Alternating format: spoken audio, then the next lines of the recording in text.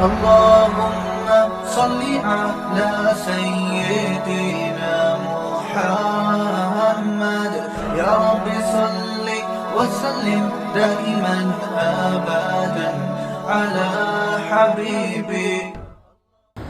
الحمد لله نحمده ونستعينه ونستغفره ونتوكل عليه ونعوذ بالله من شرور انفسنا ومن سيئات اعمالنا من يهده الله فلا مضل له ومن يضلل فلا هادي له ونشهد ان لا اله الا الله وحده لا شريك له ونشهد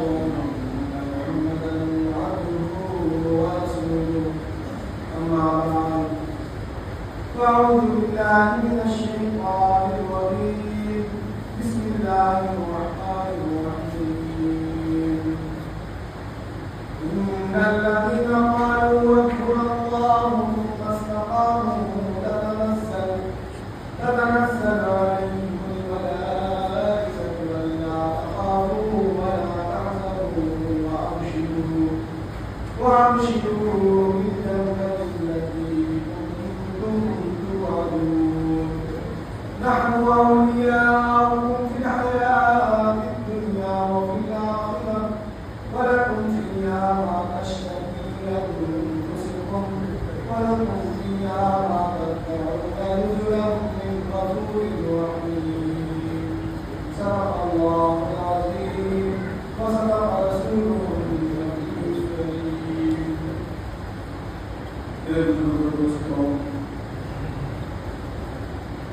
دین کی بات سننا، دین کے لیے بیٹھنا اور اچھی نیت کے ساتھ بیٹھنا، یہ ساری کی ساری چیزیں عبادت ہیں. اگر ہماری نیت درست ہے تو اللہ مجھے اس بات کو سننے پر بھی نیکی دیں گے اور بیٹھنے پر بھی نیکی دیں گے. اگر ہم کسی اور نیت کو لے کر بیٹھتے ہیں تو اللہ تعالیٰ نے فرمایا کہ نہ تمہیں سننے کا ثواب ملے گا اور نہ اس محفل میں بیٹھنے کا ثواب ملے گا. اسی لیے آدمی کو اپنے حدیثوں میں آتا ہے کہ ہم جو اعمال کرتے ہیں الاعمال بالنیات، عمل کا دار و مدار نیت پر ہے. جو ہم دل سے نیت کرتے ہیں اسی کے بنا پر مجھے عمل کا ثواب ملتا ہے اور فیصلے ہوتے ہیں. تو آج جمعہ کا دن ہے، ہم لوگ یہاں جمع ہوئے ہیں کہ تھوڑی دیر دین کی بات سنی جائے، نماز پڑھی جائے، اللہ کی عبادت کی جائے.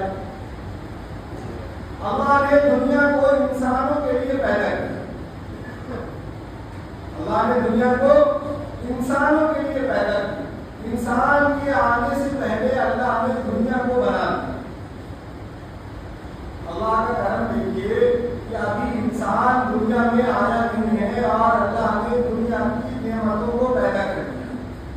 زمین بنا دی، آسمان بنا دیا، آگ بنا دی، پانی نکال دیا اور بہت سارے درخت پیدا کر دیے، کھانے کے سامان مہیا کر دیے. یہ اللہ کا بہت بڑا اکرام ہے. انسانوں کرم کی جمع ہے کہ اللہ کا بہت اکرام ہے کہ اللہ نے آدم علیہ السلام کو بنانے سے پہلے اللہ نے دنیا میں ساری چیزوں کو پیدا کر دیا. اور آج ہم لوگ بھی جب دنیا میں آتے ہیں تو دنیا میں آنے سے پہلے ہر کچھ مہیا ہے. مجھے مانگنا نہیں پڑتا. اگر اللہ تعالیٰ مجھے پیدا کر دیتے اور یہ ساری ضرورتوں کو نہیں دیتے تو ہم اللہ کا کیا بگاڑ سکتے ہیں؟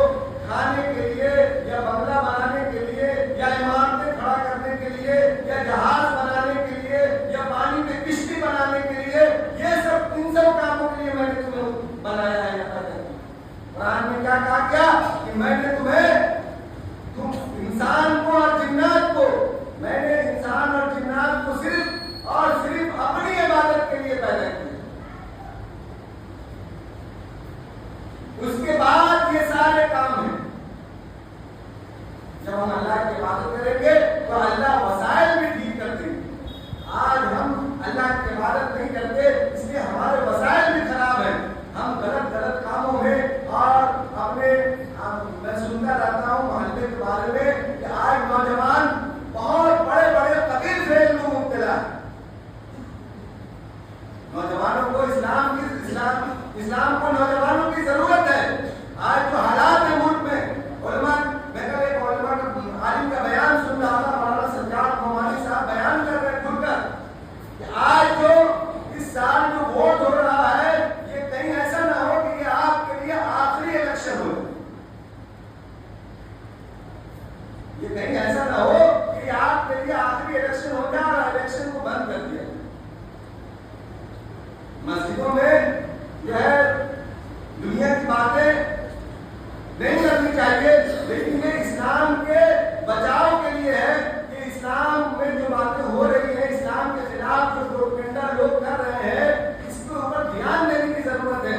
آج نوجوان گندے جو ہے کاموں میں مبتلا ہے, شراب میں, زنا میں اور نہ جانے کیا کیا چیزوں میں. لوگ بتاتے رہتے ہیں کہ آج محلے میں پاڑے میں ایسے ایسے اعمال ہو رہے ہیں. میرے بھائیوں, بزرگوں, دوستوں, یہ وقت اس بات کا نہیں ہے جو آپ کر رہے ہیں. بیان کر رہے تھے کہ انسان موبائل کو منکر سمجھتا ہے. موبائل میں کسی چیز کو دیکھ لیا تو وہ سمجھتا ہے کہ یہ منکر ہے.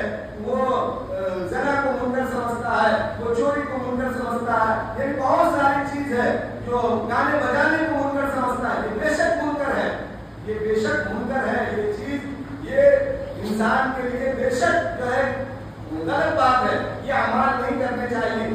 ہمارے اوپر آپ اللہ کے سامنے گڑگڑائیں گے, روئیں گے تو اللہ معاف کر دیں گے. لیکن آج جو مجھے ضرورت ہے وہ آج اس پر دھیان دینے کی ضرورت ہے جو آج ہمارے ساتھ جو ہندوستان میں جو ہو رہا ہے اور اس کی سازشیں ہو رہی ہیں اس کے اوپر دھیان دینے کی ضرورت ہے.